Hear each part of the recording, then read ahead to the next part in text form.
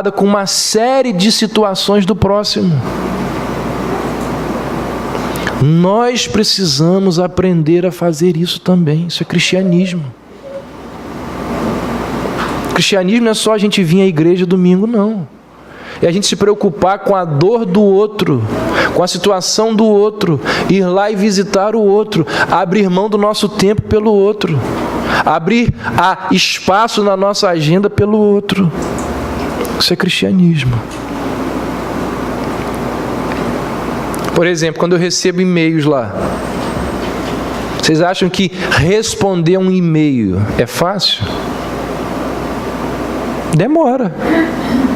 Eu não posso escrever de qualquer jeito. Não posso mandar qualquer mensagem. Então, para responder um e-mail, eu penso antes, eu reflito antes para poder, e eu vou digitar. Isso leva tempo. Tempo que eu poderia estar fazendo o quê? Lendo, estudando, me preparando para alguma coisa. Mas faz parte. Então eu abri mão do meu tempo por causa do outro. É o que o bom samaritano também nos lembra, né? No caminho, ele para, ele sai da sua rotina. Provavelmente ele tinha responsabilidades e deveres para onde ele ia. Então ele para, ele sai da sua rotina para cuidar do outro. Então isso é uma coisa que nós precisamos aprender. Se você não pode fazer isso de hoje para amanhã, não pode fazer isso essa semana, não pode fazer isso esse mês, se organize para que daqui a 6 meses, 1 ano, você seja capaz de abrir um espaço na sua agenda para visitar e para estar com o outro. Segundo, as epístolas, elas demonstram uma preocupação com o bem espiritual dos seus destinatários. Quem lê as cartas percebe claramente que os apóstolos, eles estão preocupados com a espiritualidade dos leitores. Eles se preocupam com a fé, eles se preocupam com a vida de oração, eles se preocupam com a maneira de se comportar, eles se preocupam com as dúvidas, eles se preocupam, sabe com o quê? Sabe o que a gente encontra nas cartas? Frequência à igreja. Vocês acham que isso é uma preocupação só minha? As cartas do Novo Testamento, os caras que escrevem, diz lá assim, ó, vocês não devem faltar à igreja, como é o costume de alguns. Está preocupado com frequência à igreja. Está preocupado se as pessoas estão ouvindo corretamente a exposição das Escrituras. As pessoas que escrevem as cartas, elas estão preocupadas com tudo aquilo que é importante para aquilo que Paulo vai dizer, promover a fé dos eleitos. Tudo que vai promover, desenvolver a fé dos eleitos, eles se preocupam. E aí a gente se preocupa também, ou a gente deveria se preocupar com a espiritualidade dos nossos irmãos na fé. Até onde vai essa nossa preocupação com a fé e com o relacionamento do outro para com Deus? A nossa preocupação, ela normalmente se encerra com a simples pergunta: onde que fulano está? Está faltando tanto. Vá lá procurá-lo. Ligue para ele. Se interesse por ele. Pela espiritualidade dele. A gente, olha só que coisa interessante, a gente se preocupa, e deve se preocupar, com a enfermidade do outro. E aí, aquele problema que você estava essa semana, melhorou? Que bom. E aquele problema lá na sua casa, melhorou? Qual de nós aqui já virou para o outro e perguntou assim, e aí, como vai a sua leitura das Escrituras? Já que isso pode ser uma coisa assim meio traumática, a gente pode virar e perguntar assim também, e aí, qual livro que você está lendo para a sua edificação atualmente? Parece mentira isso, né? Mas é preocupação com a fé do outro. Virar para o outro e dizer assim: nossa, você está lendo esse cara aí, mas eu acho que ele não é muito bom não, por causa disso. Fica esperto. A gente não tem esse hábito. Mas quando você lê as epístolas, você percebe que as pessoas que escrevem, elas não são indiferentes para com a fé do outro. Pergunta assim: como vai a sua vida de oração? Você tem orado? Quando a gente lê as epístolas, a gente percebe pessoas que estão envolvidas umas com as outras, preocupadas umas com as outras. Você vê que o coração está ali na ponta da caneta. Então a gente devia se preocupar. Se ouvir uma mensagem boa, grave essa mensagem, distribui e dá para os outros. Se ele vai pegar a mensagem e vai jogar lá num canto da sala, é ele com Deus, mas você fez a sua parte. Então as epístolas, elas nos mostram o quê? Que nós devemos ter preocupações com a espiritualidade do outro. Porque na hora que o outro cai, na hora que o outro peca, nós somos os primeiros a criticar. Nós vamos e ironizamos e criticamos e admoestamos. Mas onde estávamos na hora de prevenir? Cobrando a espiritualidade, a fé, a oração. Terceiro lugar, as epístolas, elas eram instrumento para ensino dos leitores. Os autores das epístolas, eles buscam esclarecer os ensinos de Jesus e mais do que, não mais, mas tão importante quanto esclarecer os ensinos de Jesus, eles buscam identificar e mostrar os erros doutrinários da época. Pode ver que as epístolas, elas levantam bolas ou levantam questões do tipo assim: olha, cuidado com esses erros. As epístolas de João se preocupa com erros doutrinários acerca da pessoa de Jesus, que estava sendo pregado na época. E isso aqui, gente, isso aqui é importantíssimo, porque às vezes nós queremos que as pessoas façam as coisas sem dar a elas fundamento doutrinário para isso. É muito interessante perceber o quê? Que as partes práticas das epístolas, elas não estão no início. As partes práticas das epístolas, elas estão no fim. O que isso mostra? Primeiro aparece a doutrina, depois se exorta a viver de acordo com aquilo que foi ensinado. Primeiro, eles estabelecem fundamentos doutrinais, para depois explicar como que isso se dá na prática. Então, uma vez ensinada a doutrina, os apóstolos vão oferecer excelentes conselhos práticos.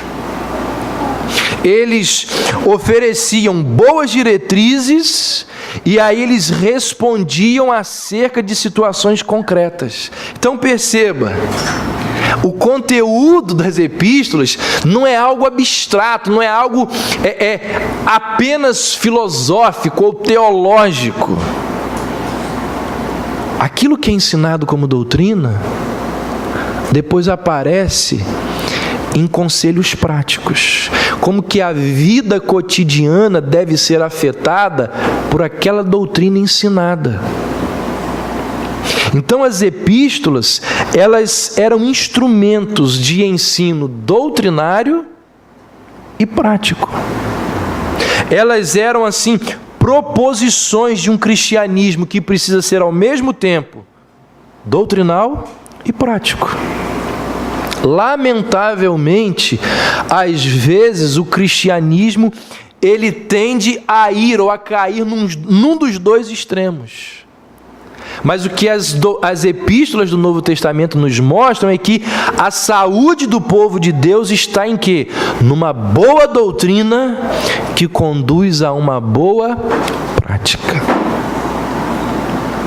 Estou muito tentado, a quando acabar essa série de mensagens sobre os livros da Bíblia, começar a pregar todo domingo de manhã aqui sobre o livro de Tiago. Qual é a exortação principal de Tiago? Coloque em prática a sua fé. Nós precisamos aprender a praticar aquilo que nós temos ouvido e aprendido. Então, é muito interessante também perceber o quê? Que quando Jesus termina o seu principal sermão, lá no final do Sermão do Monte, onde Jesus ensina várias verdades, onde Jesus ensina várias doutrinas, qual é a conclusão de Jesus? Jesus diz assim: bem-aventurado será aquele que praticar essas coisas. Jesus diz assim: se fizermos essas coisas, haverá felicidade. Então não é só saber as coisas que traz felicidade, é fazê-las. Pode perceber, em todo o Novo Testamento existe essa duplinha, essa dupla de verbos, saber e fazer. E ocorrem sempre nessa ordem. Isso significa o quê? Que nós não podemos fazer enquanto não soubermos, mas podemos saber e não fazer. As duas coisas são complicadíssimas. Por que tem igrejas que os problemas se proliferam? Por que existem comunidades onde você vê erros grotescos e absurdos? Não tem doutrina. Não tem doutrina, o povo faz o que quer.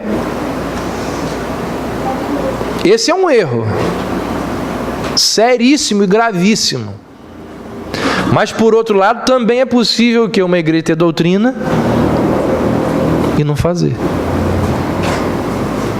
Saber e fazer. O que as epístolas nos mostram? Tem um corpo doutrinário e depois vem as atitudes práticas que as pessoas devem tomar baseadas naquilo que foi ensinado. A casa construída na rocha é a casa do homem que sabe e faz. Em quarto e penúltimo lugar, as epístolas são instrumentos para tornar mais íntima a comunhão. As epístolas, elas encurtam distâncias entre pessoas separadas, no entanto, unidas em Cristo. Estavam lá separadas geograficamente, um numa cidade, outro na cidade bem longínqua, mas eles estão unidos em Cristo. Como eu disse no início, a carta ela tem a função de substituir a presença do outro. Então as pessoas, mesmo de longe, elas podiam estreitar as relações por meio das cartas. Gente, comunhão, deixa eu falar uma coisa para vocês, comunhão necessita de atos práticos de cuidado. Se você quiser desfrutar de comunhão com alguém, é preciso investir tempo e, em muitos casos, até recursos no relacionamento com a pessoa. Comunhão não nasce pronta. Comunhão não nasce pronta. Na comunhão, a comunhão às vezes ela vai passar por situações complicadas e constrangedoras. Toda comunhão tem isso. Toda amizade tem o quê? Seus altos e baixos. Todo relacionamento é marcado por momentos de grande alegria, mas também de crises. E os verdadeiros relacionamentos são aqueles que o quê? Sobrevivem às divergências, sobrevivem às dificuldades. Mas comunhão é assim. Comunhão não é algo que nasce pronto. Precisa de envolvimento, precisa de presença, precisa de disposição, precisa de ação. Repito aquele pensamento que disse há um tempo atrás, exatamente falando sobre isso. Nunca deu quem deu do seu sem dar de si. Precisa de envolvimento. E aí os apóstolos, para fortalecerem a comunhão, encurtando as distâncias, o que eles faziam? Enviavam cartas. E nessas cartas, como eu falei há pouco, banhadas de amor, banhadas de camaradagem, eles enviam abraços. Paulo vai dizer lá no final de Romanos: saudai-vos uns aos outros com ósculo santo, beijo santo. Então tem que ter afeto, tem que ter carinho. Eles mandam recomendações, eles se preocupam com o outro, eles oram pelo outro. Em quinto e último lugar, as epístolas são instrumentos para admoestações, correções e encorajamento.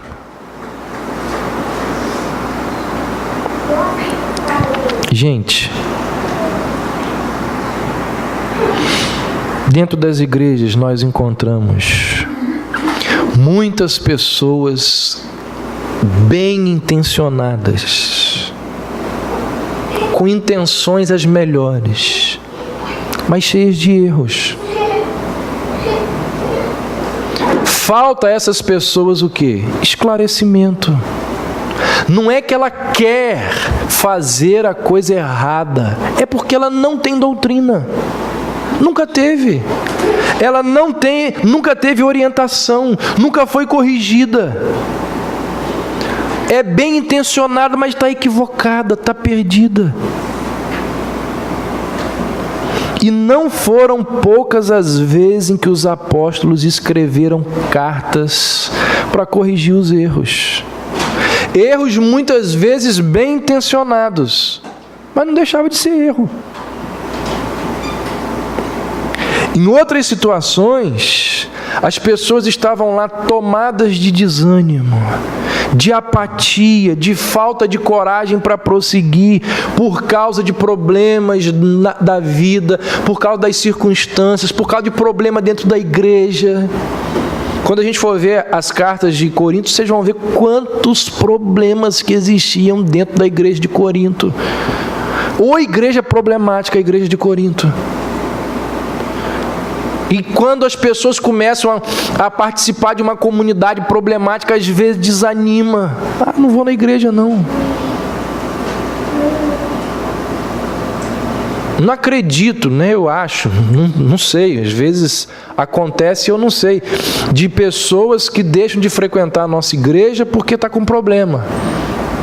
Mas eu sei que em algumas igrejas por aí, pessoas chegam no domingo com aquele sentimento: não vou não, está cheio de problemas, cheio de... Existe isso. Aí os apóstolos escrevem as cartas para disciplinar, para corrigir o erro e para encorajar e para dar esperança, e fala assim: não deixe de frequentar, vai lá, corrige, conversa. Você é alguém que encoraja o outro a prosseguir, mesmo diante da dificuldade? Por que nós cantamos? Eu coloquei aqui na lista de hinos para cantarmos agora de manhã sobre Barnabé.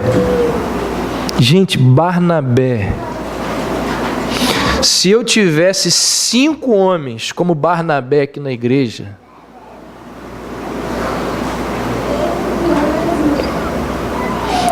eu não precisaria me preocupar do jeito que muitas vezes eu me preocupo. Homens e mulheres. Quem era Barnabé? Barnabé foi aquele camarada que, movido por uma coragem enorme, ele se depara diante da igreja que era perseguida e maltratada por talvez um dos piores inimigos do cristianismo, que foi Saulo de Tarso. Saulo foi o cara que liderou o apedrejamento de Estevão. Saulo se converte, e aí Barnabé se coloca entre Saulo e entre a igreja e diz assim: olha só, ele se converteu. E talvez alguns ali dissessem: eu duvido, porque esse cara aí, ele apedrejou, ele liderou um grupo de pessoas que entrou na minha casa e açoitou. Lembra que Saulo fazia isso? A Bíblia diz que Saulo entrava nas casas e chicoteava os cristãos. Talvez alguém ali tivesse dito: ele, olha essas marcas aqui, ó, foi ele que fez isso em mim. Barnabé diz: olha só, ele se converteu. Então ele, com grande coragem, ele assume Paulo. Ele vai advogar Paulo. Não só isso, a Bíblia diz que ele vai patrocinar o ministério de Paulo. E quando Barnabé toma uma atitude como essa, é provável que isso tenha acontecido, dele comprometer a amizade dele com os demais apóstolos, porque diz a Bíblia que ele teve que ir lá no colégio apostólico falar sobre Paulo. Foi por causa de Barnabé que Paulo foi aceito na igreja. Foi por causa de Barnabé que Paulo pôde andar livremente por Jerusalém, pregando dentro das igrejas. Barnabé é alguém que vai lá e assume Paulo e estimula Paulo. Aí Paulo começa o ministério dele. Aí lá na primeira viagem missionária, Paulo, Barnabé e Marcos. No meio do caminho, Marcos desiste. Volta, vai embora. Aí tem a segunda viagem missionária. Paulo, Barnabé, e Barnabé diz assim: vamos levar Marcos. Paulo diz: de jeito nenhum, vamos levar nada. Lembra da primeira viagem, que aconteceu? O que ele fez? Barnabé patrocina quem? Marcos. Diz Paulo: olha só, eu vou levar Marcos, dá uma segunda chance a ele, eu vou levar. E diz lá o texto de Atos que a discussão foi tão áspera entre Paulo e Barnabé que ambos se separaram. Paulo levou Silas e Barnabé levou Marcos. Barnabé poderia muito bem ter dito assim: ó Paulo, quando ninguém acreditou em você anos atrás, eu acreditei. Por que agora você não pode acreditar em Marcos? E é algo fantástico quando Paulo escreve lá no fim da sua vida, e ele diz: eu estou sozinho aqui, todo mundo me abandonou, só Lucas está aqui comigo. Manda João Marcos vir para ficar junto comigo, porque ele me é útil para minha solidão. Ele diz: ele me é útil no meu ministério. Então Barnabé é alguém que estimula aquele que está passando por uma dificuldade. Ele vai lá, ele acolhe, ele dá conselho, ele persuade, ele chama. Se tivesse 2 Barnabés aqui na igreja, um Barnabé estava muito bom. Se eu fosse um Barnabé, a nossa igreja também estava muito bem. O hino que nós cantamos diz assim: quando Saulo converteu-se a Cristo, lhe faltou amigos. É óbvio, o cara era inimigo da fé cristã. Alguém que fosse companheiro, fonte de consolo e abrigo. Como fruto do amor de Cristo, fruto do seu compromisso, foi um homem procurá-lo, dando-lhe a mão. Quem era esse homem? O hino diz: era seu nome Barnabé, natural de Chipre, também chamado de José da consolação, homem bom e piedoso, cheio de temor e fé, homem de Deus. O texto que nós lemos no início diz que Barnabé foi o cara que foi lá e vendeu um terreno, pegou o dinheiro e deu para a igreja.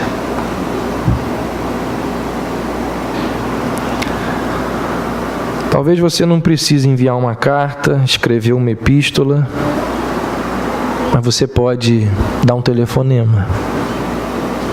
Você pode mandar um zap. Você pode estimular o outro na sua inconstância, na sua falta de compromisso. Para a gente encerrar, abra aí Atos 18.